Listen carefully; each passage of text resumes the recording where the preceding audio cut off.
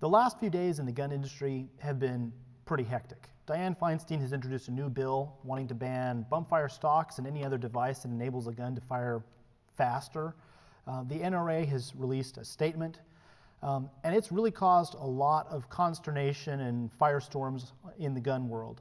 And so I've looked it up to evaluate it, because the big concern that everybody has is that the NRA is compromising. They're trying to take the middle road and salvage a very messy situation.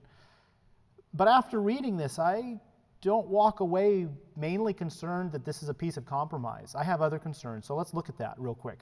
It's really just the two sentences in the middle of the statement that are the problem. In fact, it's really just one. The National Firearms Association is calling on the Bureau of Alcohol, Tobacco, Firearms, and Explosives to immediately review whether these devices comply with federal law. The NRA believes that devices designed to allow semi-automatic rifles to function like fully automatic rifles should be subjected to additional regulations.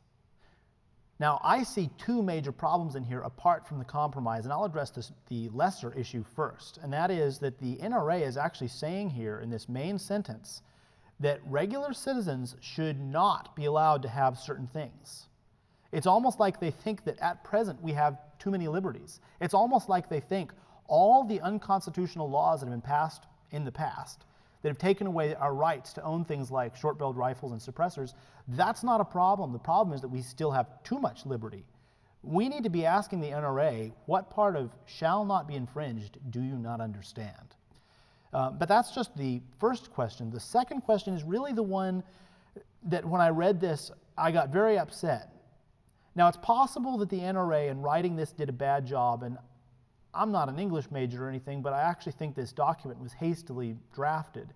I think it could be a lot clearer. And so it may be that they don't mean what it appears to say, but it sure looks like, here's what it's saying. Rather than pursue a legislative solution to the problem of bump fire stocks, rather than have Congress and the president address this with a new piece of law, they just want the BATF to handle it and make it go away through additional regulations. Now, there's a major problem with this, and here's what it is. Back in 2010, bump fire stock was submitted to the BATF, and they evaluated it for legality.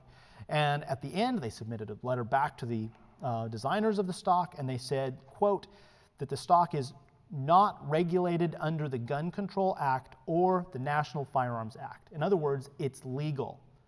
The law, as written, does not limit this. And while I'm sure the BATF did not want to see these things go to market with the features that they offered to the gun owner, they had to say it's legal. Now, what the BATF is being asked to do by the NRA is ignore the law. Throw it out the window. Disregard the law and make regulations apart from law. Now, this is deadly because what it means is they're no longer constrained by the democratically elected officials that we have who go through the democratic process that we have in our country for creating new laws.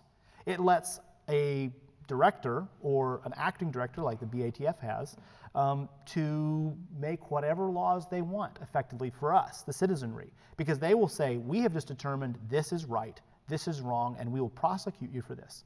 And something that's worth remembering is it's not uncommon in the BATF's history for them to go after someone for a violation and for a lot of people to end up dead.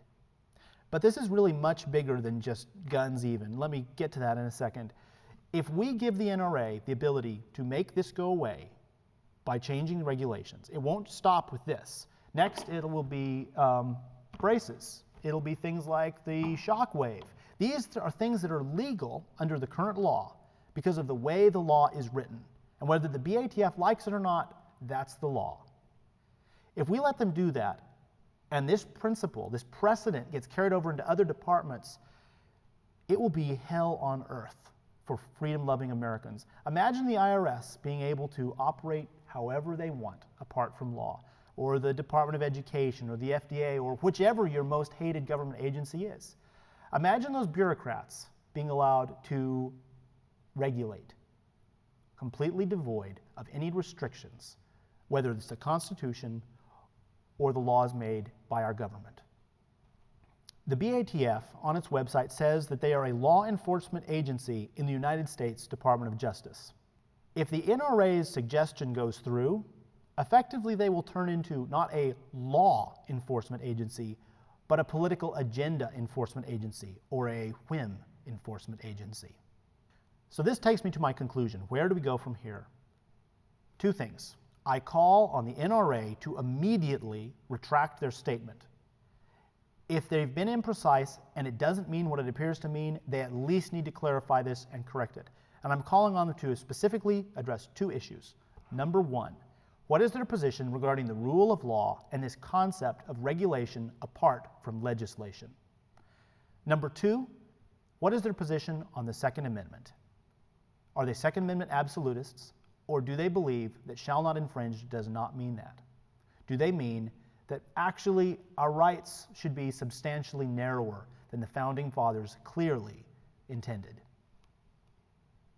And finally, if the NRA's leadership, whose names are on this public document, actually believe what is in this document, maybe it's time for a change of leadership at the NRA.